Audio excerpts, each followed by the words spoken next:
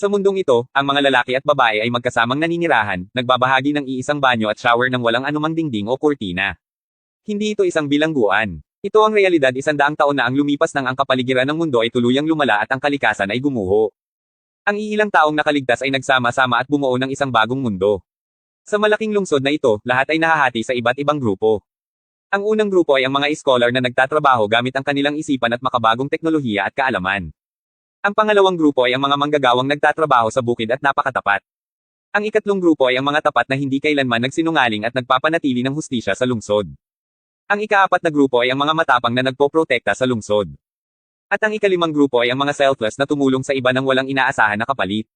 Sama-sama, pinanatili ng lahat ng mga grupong ito ang balanse ng lungsod. Kapag ang isang bata ay naging 18 taong gulang, kailangan nilang kumuha ng isang espesyal na pagsusulit. Ipinapakita ng pagsusulit na ito kung aling grupo ang pinakatugma sa kanilang isipan. Sa araw ng pagpili, maaari nilang piliin ang kanilang gustong grupo. Ang pagpili ng isang grupo na naiiba sa kanilang mga magulang ay nangangahulugan ng pag-alis sa tahanan magpakailanman. Kaya naman karamihan sa mga bata ay pumili ng grupo ng kanilang mga magulang, ngunit ang ilang matatapang ay sumunod sa kanilang sariling mga puso. Ang dalawang magkapatid na ito ay ipinanganak sa grupong selfless. Pinangarap ng kapatid na maging isang scholar, kaya buong tapang niyang pinili ang landas na iyon. Ngunit may kakaibang nangyari kay Beatrice. Ang mga resulta ng kanyang pagsusulit ay nagpakita ng mga katangian mula sa lahat ng 5 grupo. Ang mga taong katulad niya ay tinatawag na divergent dahil hindi sila maaaring kontrolin o ikulong sa iisang grupo. Kung may makatuklas ng divergent, agad silang pinapatay. Maswerte si Beatrice. Mabait ang kanyang tagasuri. Pineke niya ang kanyang ulat upang itago ang kanyang sikreto at binalaan siyang huwag na huwag sabihin kahit kanino ang katotohanan.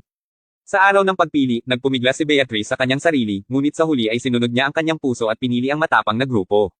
Nang araw na iyon, nawala ng kanyang mga magulang ang kanilang 2 anak, ngunit iginalang nila ang kanilang mga desisyon. Ang unang hamon para sa matapang na grupo ay ang tumalon mula sa isang mataas na bubong patungo sa isang malalim at madilim na hukay. Walang nakakaalam kung ano ang nasa ibaba at kitang-kita ang takot sa mga mukha ng lahat.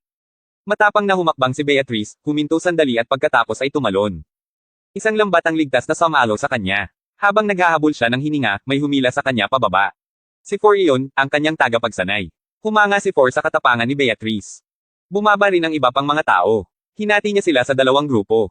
Isa para sa mga ipinanganak sa grupo ng matatapang at isa pa para sa mga bagong dating, kasama na si Beatrice.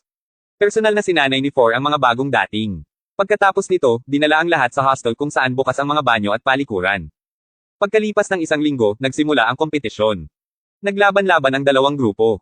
Ang pinakamahinang tao ay inalis sa grupo at iniwang mag-isa, namumuhay na parang pulubi sa mga lansangan. Kasama sa pagsasanay ang pakikipaglaban, pagbaril, at mga pagsubok sa tibay. Maliit si Beatrice at madalas na natatalo. Lagi siyang nauuwi sa pinakamababa. Ngunit bago sumuko, nagpasya si Beatrice na papasa siya kahit ano paman. Nag-e-ensayo siyang mag-isa buong gabi. Madalas siyang binabantayan ni For at binibigyan ng payo. Unti-unting nabuo ang isang espesyal na pagkakaunawaan sa pagitan nila.